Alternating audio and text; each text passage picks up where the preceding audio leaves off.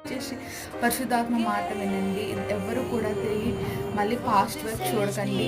దేవుడు ఈ 2025 సంవత్సరం నీకు అనుగ్రహించాడంటే నీకు మరొక ఛాన్స్ ఇచ్చినట్లే. నీ జీవితంలో తప్పులు చేసిన వాడిని గొప్పగా బతికి దేవుని పాదాలను పట్టుకుంటే ఆయన క్షమించి నీకు జీవకిరీటం ఇవ్వడానికి ఆయన ముందుకు వస్తాడు. అలాగే ఈ సంవత్సరంలో ఈ ఏడాది మొత్తం నీకు నీ కుటుంబానికి తోడుగా ఉంటాడు. సో అందరూ కూడా ఇప్పటివరకు చేసిన తప్పులన్నింటినీ వదిలేసి